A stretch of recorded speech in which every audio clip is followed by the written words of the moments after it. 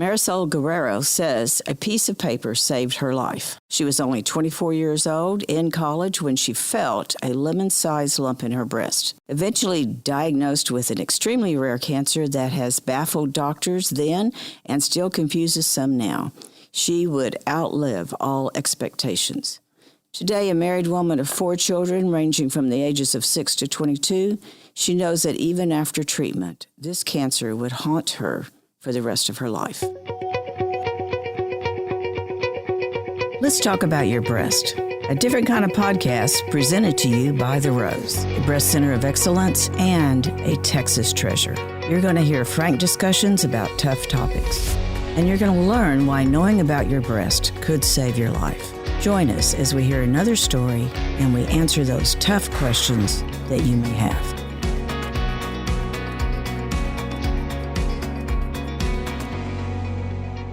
Let's go back now to when you were, 24 years old? My story started when I was 19 years old. Oh, okay. I had, an annual exam, and my doctor, they do they check your breasts, and they found multiple lumps on the sides. So when I was 19, I had my first surgery, bilateral lumpectomies, but they were all fibroadenomas, as far as I know. There was 9 on one side, 7 on one side. Oh my gosh, your breasts were certainly creating a lot of extra things in there, yes. Yes, since I was young. Mm-hmm. So that was my first surgery. And after that, that's when I started doing my monthly self-exams. So I guess the next time I found anything was January 2005. And I noticed a little tiny, BB-sized lump in my breasts. And I knew, because I knew my breasts, you have to know your breasts, I knew that it wasn't there before. So you've just touched upon something that is so important for our listeners to hear. You really do have to do your self-breast exam. You can't wait for a doctor to find it. You can't wait for a machine to find it or a mammogram. If you know your breast, you're going to know it so much earlier than anyone else. And did they teach you how to do this? Did you learn to do your self-exam on your own? I think it's just one of those things you kind of learn a little bit in PE class in high school. And then because I had a breast surgeon at age 19, I'm sure they told me what to do. Age 19. Mm-hmm. All right. Now fast forward. You found this little bead. So it was 2005. I was 24 years old. Like I said, I knew my breast, so I knew that little BB, which scared the heck out of me, didn't belong there. I knew it wasn't there the month before. And it was so tiny. I could have easily just said, oh, it's nothing. But I told my mom about it, and we kind of waited a couple months, through menstrual cycles, to see if it was going to change. And I believe it was March before we saw our doctor in Warrenton, Texas. And he said, oh, well, I think it's, it may be a little something or other. Let's watch it for a couple more months. So by then it was April, the end of April. And we saw him, and it had grown tremendously. Mm-hmm. So it went from this little BB size to the size of a lemon, which was, I think it was 5.5 centimeters across by the time we took it out. And for our listeners, that is pretty big. It's pretty large and scary because it grew so fast. It could have easily taken over my breast. Yeah. So I had it excised in June of that year. And after the surgery, that's when I got my diagnosis of cystosarcoma phalloides, which is a rare, fast-growing breast tumor. They cut into it, and some parts were benign, some parts were acting malignant, so they called it borderline because not the whole thing was malignant. And that happens so often with this particular type of tumor. Here you were, a young girl who's already knows that her breasts are subject to creating these little places, but you knew something was different about that one. Mm-hmm. And so then what was your next step? Well, I guess I have to go backwards a little bit. So when we got the preliminary diagnosis, I guess it was April of that year, the doctor said, look, you need surgery to take this out. We'll schedule you for June. So he told me that day. My parents were there in the doctor's office with me, and it was a scary day. I was young, I was 24. Mm-hmm. I was a single mom at the time. My son was 3.5. And he said, look, you're going to have the surgery. It's growing way too fast. It can overtake your breast easily. We don't know how it's going to act, so let's take it out. And he said the surgery was about $20,000. And I remember looking at my parents, and, my parents have worked their entire lives for the very little that we have. We never went on vacations, never went on to Disney cruise or anything like that. So they worked very hard, very, very hard working people. And so whatever they had in their bank accounts, I didn't want to take that for myself or for surgery for one day. I didn't want to. So I didn't want to be a burden on them. So I was very sad to hear that the surgery was $20,000. And I remember the doctor, I remember, like it was yesterday, I looked at my parents and they looked sad. I felt sad. I felt their sadness inside. And I looked at the doctor and he said, look, we have this piece of paper and it's from the Rose. And all you have to do is fill it out and let's see if you qualify. They can offer a grant for your surgery. They do things like this. They offer, grants for women with no insurance who otherwise can't pay for surgery. So fill this out. He literally gave me that piece of paper. And let me tell you the miracle that was. So the Rose here in Houston is probably 45 minutes from my house. And then you drive another 45 minutes south to Wharton. That's an hour and a half away. How did that piece of paper get into his hands? I have no idea. That to me is a miracle. That a doctor that isn't primarily associated with the Rose knew of the Rose, had that piece of paper. And that was the beginning of just a big miracle. Because this is 18 years ago. Yes, almost 18 years. 18-year survivor now. Ooh, that's something to celebrate. But 18 years ago, we were very small. We had our programs, but we certainly weren't that known. And, I always liked that part of the story, that he actually had it, and he handed it to you. Mm-hmm. But now when I tell this story, I always say that it feels like you handed that piece of paper to me. Yeah, and it's funny because I didn't actually meet you until maybe 8-10 years later after that. Mm-hmm. So I finally got to put a face to that piece of paper. Right. Back at that time, I was doing I did some of the patient intake because I did some of everything, but I didn't always get to have a chance to really know our sponsored ladies. Still don't. And when I get to meet someone who's benefited from one of our programs, it's like a affirmation. It's like God says, you've got to keep doing this. This is important. And I'm always amazed at how breast cancer can interrupt a life that is on a certain course. So you were in college. Mm-hmm. In 2004, I was in college. I was in grad school. The years are blurred. Right, blurred, back then. right. Yeah. Right. So you were going to some pretty impressive colleges, mm-hmm. Baylor, and then you transferred into St. Thomas. Mm-hmm. So I'm reading all this stuff about you and going, oh my gosh, this woman has some of the best education around. Mm-hmm. And yet here you were at 24 and all of that could have stopped. Definitely. I'm a lifelong learner. And even then, after this all happened, I put a lot of time and research into this diagnosis.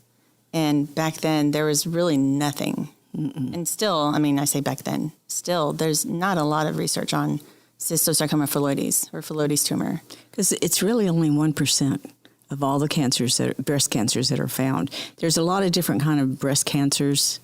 We talk about that sometimes. There's 17 different types, but yours was really one of the very, very few.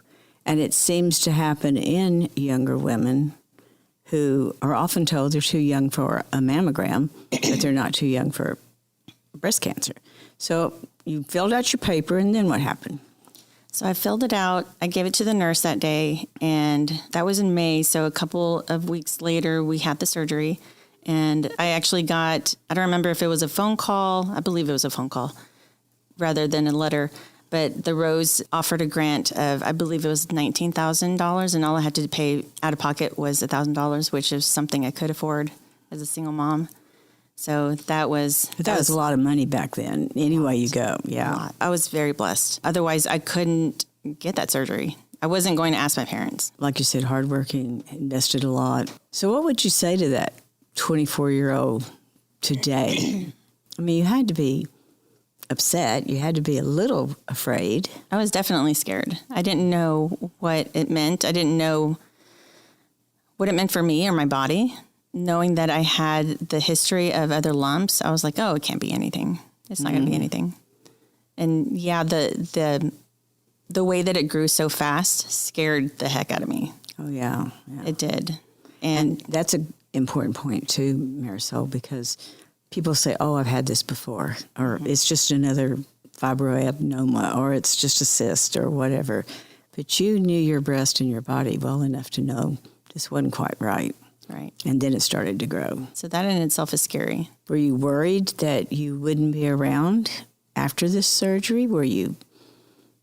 Well, I was worried once I heard the word cancer, like it could be cancer, it was borderline, it could be malignant, things like that. You tend to think, oh gosh, what's going to happen to my son? What's going to happen to my parents? I was in school to do better for all of us, to help them. So yeah, I was scared. I didn't know what was going to happen, but you kind of just have to take things, go with the flow. And I've always been that kind of girl, go with the flow, see what happens, and pray for a miracle. Yeah. So you did have your family support. They were with you through this whole thing. I did. I remember. And actually, I had my future husband with me at that time, the surgery. Now, did he know about your diagnosis? He did. We were dating, let me see, October. We were probably dating 6 months when I got the diagnosis. So he was there. He's still there. He's always been by my side. He was there with at my surgery. He's the best. He takes such good care of me. And all the kids. Now we have kids. And how many? We have 4 kids. Yes, yes. The one thing that I think young women sometimes hear is this is an old woman's disease, or this is just your body changing. And I think it was very interesting. You went through 2 periods.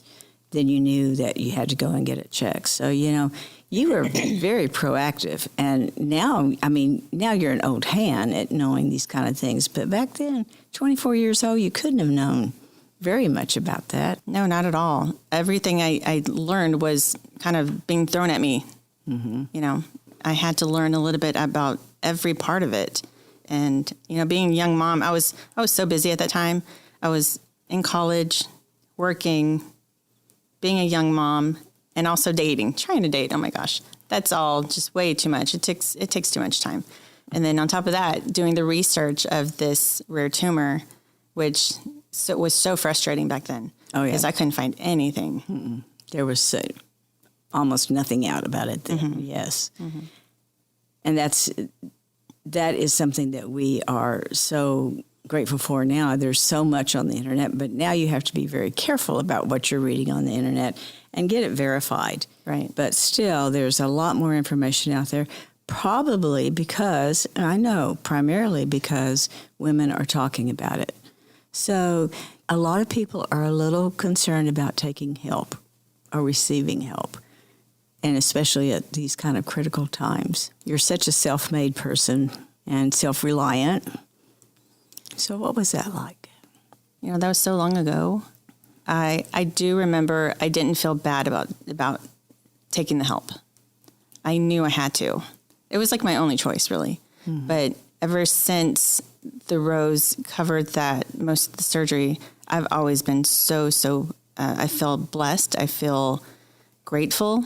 And that's why I come back, years later, and I want to help the rose as much as I can.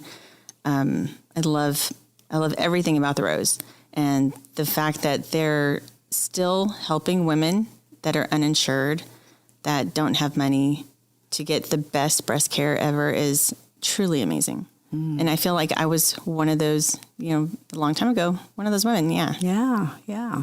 And of course, you've supported our shrimp boil. You've been there, I don't know how many years now. I love the shrimp boil. Helping us. And in case folks don't know this, our shrimp boil usually happens in June, and it is our largest fundraiser. And it's kind of like going to a big family reunion with 800 people.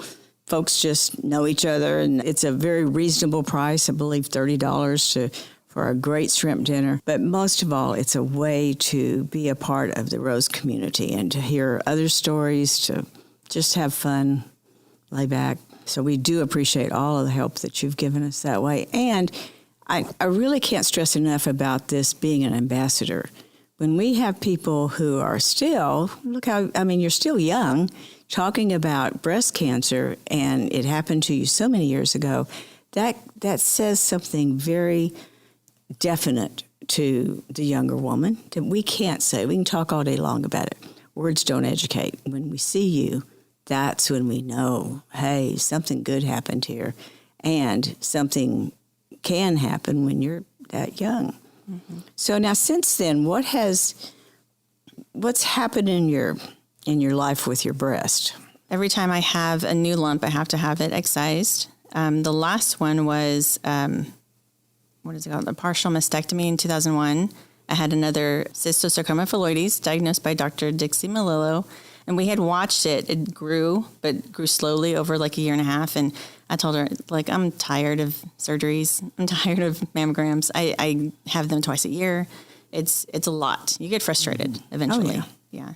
But Dr. Malillo is amazing. And she said, look, we'll watch it. And she listens to her patients. She listened to me. And she knew that I was tired. So we waited, instead of seeing the growing lump and taking it out, we waited a whole year and a half.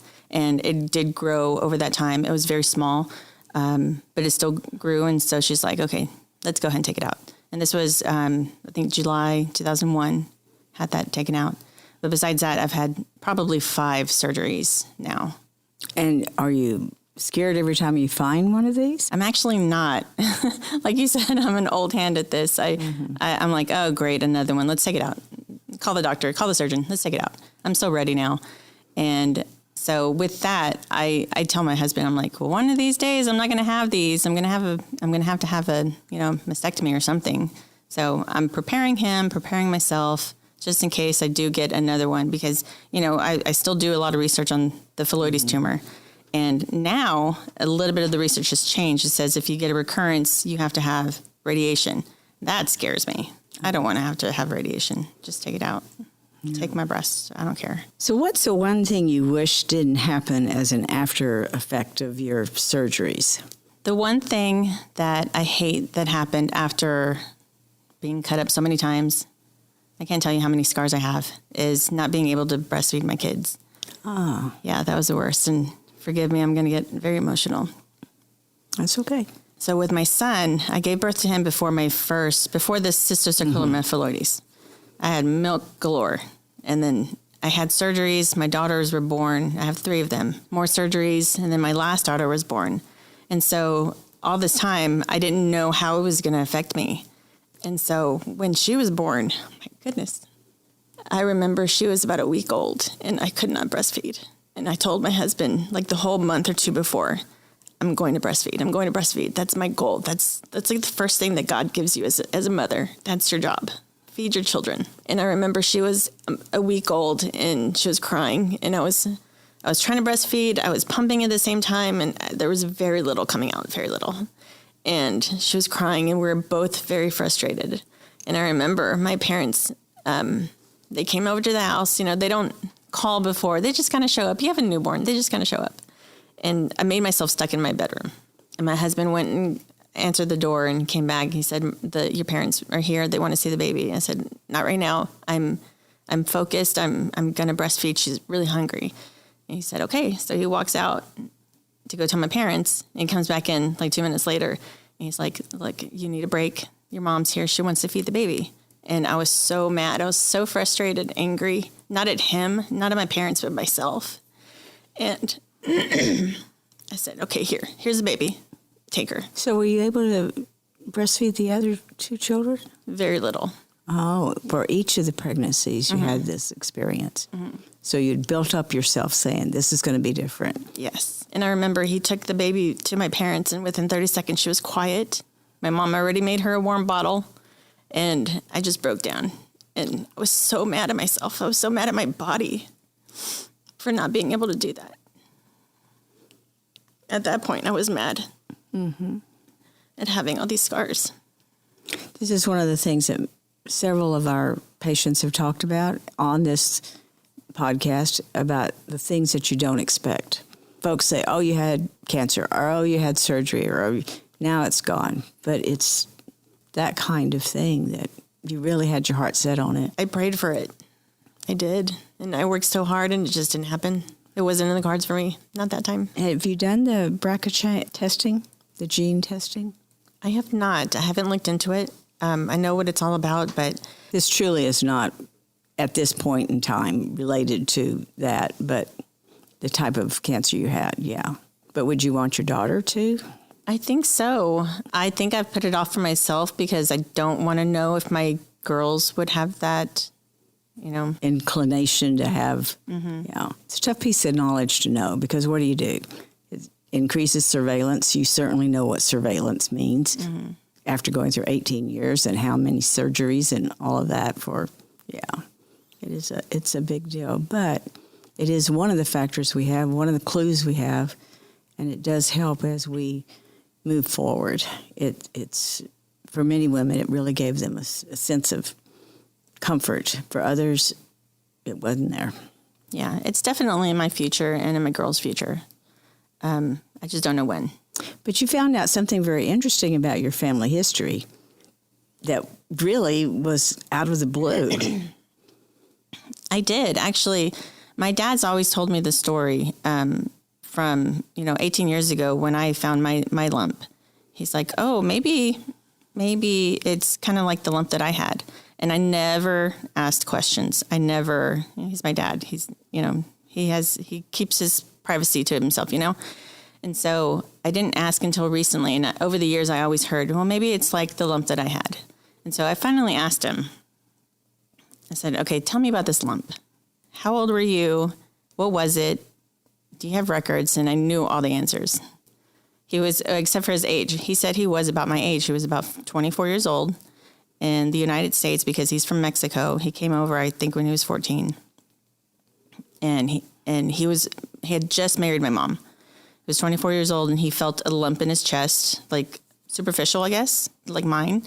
And he said he took it out, and he didn't know what it was, but it's gone. He has a scar, and to this day, I haven't even seen that scar. I don't even know. I'm gonna drive over to his house today and ask him, let me see that scar. But so you really don't know if it had any connection. It could have, certainly. This particular type of cancer has many characteristics unlike other cancers. So that is so fascinating. Your son's almost that age. Do you ever think about him having to go through this? No, I honestly haven't. No. Were you ever as young as he is right now? Yeah. My son is 22, about to graduate college in December. And yeah, I was a single mom at his age. And 2 years later, I had a lump. And, I guess I should start thinking about that. Well, I'm not saying that. I'm just thinking when we look at our children, we go, oh, that could never happen to them. But we were that child. I mean, we were that young. And sometimes it's a great awakening about what you really had to do to get through this. There's no way around it, Marisol. You filled out the application. You went to the doctor. You did what you were supposed to, and you continue to do that. That's a burden a lot of women don't appreciate or understand. Mm-hmm. But you are 100% taking care of yourself from your point of view. I think so. I hope so. And that's important. That's a message we want to send to our listeners. Mm-hmm. If you don't take care of yourself, who is? Right. And even if it means doing things that you didn't want to, but in your case, you knew you had to do this. Right. And that's why I like sharing my story, because a lot of people nowadays, they think, oh, that'll never happen to me. Mm-hmm. Oh, that's somebody else. I'm young or Hispanic or a male, and it never happened to me. Well, yeah, it can. It can. It does. We've seen it. You've seen it, Dorothy. Oh, yeah. Yeah. Oh, yeah. And do all of your children know your story? They do. Mm-hmm. Mm-hmm. They're very proud. They run the Susan G. Komen race with me whenever we can. What is it that you most want to share with someone who is that age, going through something like this? What would you say to them? The first thing I always tell my friends is listen to your body. You have to know what your body's telling you. Do your monthly exams. If you find a lump, if you see dimpling or redness or a rash or something, don't just leave it. You cannot leave it, because it's not just you that you're thinking of. It's your family, how they would react if God forbid you passed away or something. You have to be proactive and get it checked out, go see a doctor. And if you have to have surgery, if you're scared, we're all scared, but I'll go with you. I'll hold your hand. I tell my friends, I get a lot of Facebook messages. Hey, my friend or myself, I found a lump. What do I do? Where do I go? Go to the Rose. I send the link. I send the phone number. If you need help, I'll go with you. I'll hold your hand if you're scared.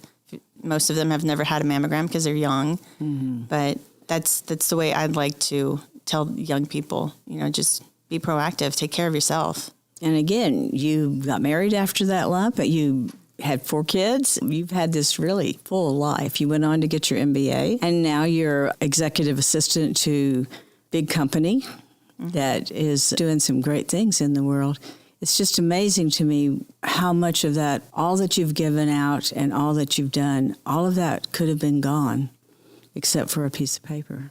Right. I might not be here if I didn't care about my body, didn't care about what I was feeling in my breast. Because, like I said, over 3 or 4 months, it grew so fast. I could have just let it go.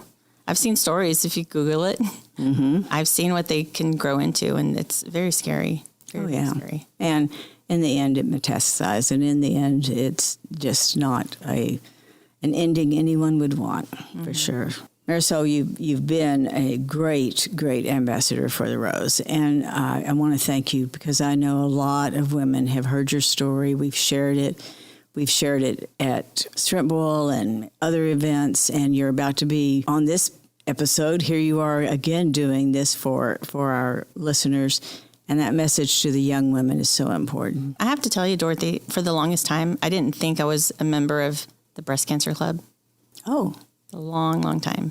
Like, I kind of had, what is it called? Imposter syndrome. Yeah. I was like, I don't belong there. I don't. I didn't have to have radiation or chemo. And so many other women that have had breast cancer, because it's this, the phyllodes tumor is 1%. Mm-hmm. The other 99% have such a big, different story than I do. And I always felt like I don't belong here.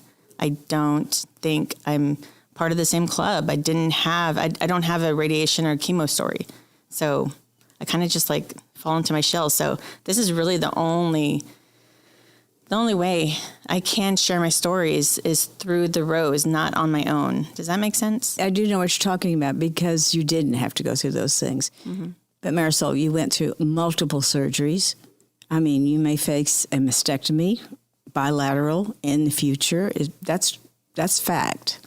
So did you ever feel a part of the community? I do now.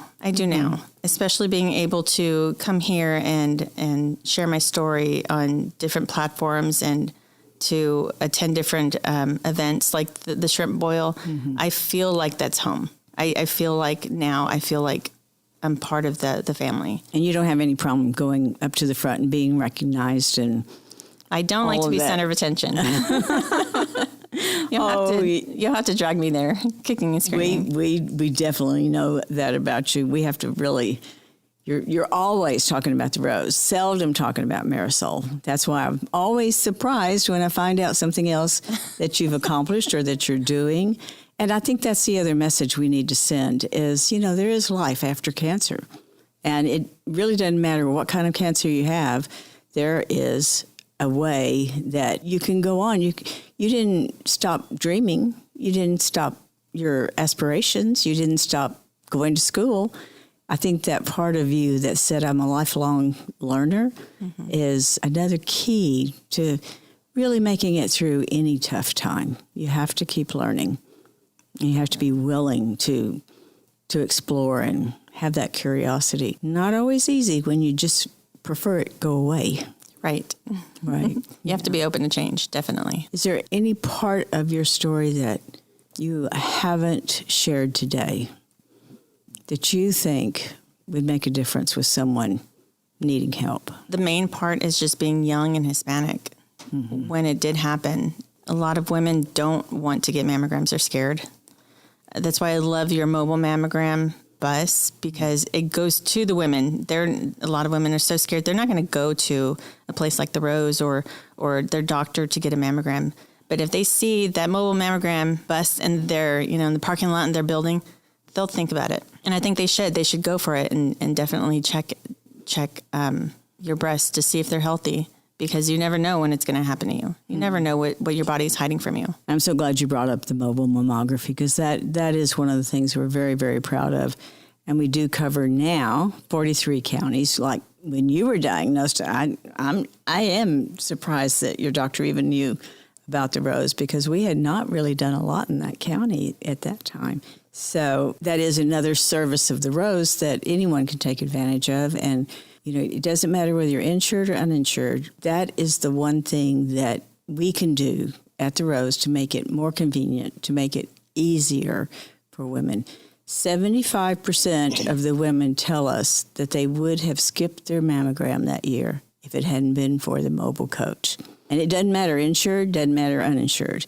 I just think that's so telling of women. Let me put this off. It's going to take 15 minutes. That's just how we are sometimes. We put ourselves last. Yeah. And as you've shared, we've got to take care of ourselves. Yeah. And not just in October. I think once October 1st comes around, you think, oh, it's Breast Cancer Awareness Month. I need to go. Well, no, you don't have to wait till October. No. You can go anytime. Anytime. Yeah. It happens every day of the year. Mm-hmm. That's for sure. And you want to find it early. You don't want to find it late. And that's the other message you keep saying about, I went right in, got it out. I'll tell you something else you don't know about me. Okay. So there's different contests. Susan G. Komen one year had a contest. I believe it was 2013. I could be wrong about the year. They had a contest for the United States Bowling League or something like that. And so if you were a breast cancer survivor, you turn in your story, and they go through those essays and find 4 winners, and they're called the Fab Four. And I was chosen one year. Oh, yeah, it was amazing. Oh my gosh! And you're a bowler. I wasn't. No. Oh, it was just the platform they were using to get it out. I got it. Yes. Yeah. Yeah. Wow. So, that year I was chosen as one of the Fabulous 4 contest winners. It was 2013, and I got to meet 3 other amazing breast cancer survivors who I'm still friends with. Except I wanted to tell you, one of my friends, she was one of the Fab 4, and she did pass away from metastatic breast cancer. She fought and fought and fought. And she just passed away like 2 years ago. So a good 8 years after I met her. Mm. Yeah. But it was a really cool journey. They flew me to Dallas, and we had hair and makeup. We had like a whole room full of people listening to our stories. I was at a podium speaking. I was like, oh my gosh, I don't want to speak. Yeah. So they kind of put you front and center. Yeah, and then we got to join the U.S. Bowling Congress for a week in Las Vegas. Or no, it was like 3 days in Las Vegas, but we got to bowl, and it was really fun. They gave me my own bowling ball with my name on it. Yeah, so really cool stuff. Oh, my goodness. Yeah, and another opportunity for you to share and get it out, tell people why it's so important. But I didn't know that. Now I know you're a star on top of everything else. Well, we at the Rose are very grateful for all that you do for us now. And that's the other thing. At one time you needed help. Now you're helping us help other women. So many of our patients that have to use our sponsorship program are working, just have hit a place in their life that they need that help. And we always encourage everybody. We're not, this is what we do. You're not going to feel bad about filling out that piece of paper. This is what we do, and we want women to not hesitate to come in if they don't have the money. No one should die of breast cancer because they can't afford a mammogram. And as an insured woman now, I make it a point to get all my breast care done at the Rose, because I think for every 3 insured women, you help 1 uninsured woman. We do the screening. It covers a screening for 1 uninsured woman. And most of our uninsured women, as you remember, need more than just a screening mammogram, because a lot of them have problems. And it's just one extra thing that we can do. And yes, if you come to the Rose, you're helping us help another woman. And it doesn't stop there. I walk in and people know who I am because I share my story, but it doesn't stop there because I think the Rose, they don't just give you that breast health care. They follow up. They call you. They remember your name. They want to know more about you after the fact. And I think that's wonderful. Yeah. It makes it feel like, a small family, but it's a big family. Yeah. It really is. It really is. Serving 40,000 women a year. Yes, we're getting a little big, and we're happy to do that. That is, like you said, it's part of this family. Yeah, and amazing. We do feel like our patients are part of our family. Well, thank you so much for being our ambassador, for telling your story, for helping us to reach young women. And congratulations again on your 18 years of being a survivor. Thank you so much. Thank you for having me. This is amazing. I love your podcast. I listen to them every week. Oh, I'm obsessed. Thank you. Thank you for joining us today on Let's Talk About Your Breasts. This podcast is produced by Freddie Cruz Creative Works and brought to you by The Rose. Visit therose.org to learn more about our organization. Subscribe to our podcast, share episodes with friends, and join the conversation on social media using hashtag Let's Talk About Your Breasts. We welcome your feedback and suggestions. Consider supporting The Rose. Your gift can make the difference to a person in need. And remember, self-care is not selfish. It's essential.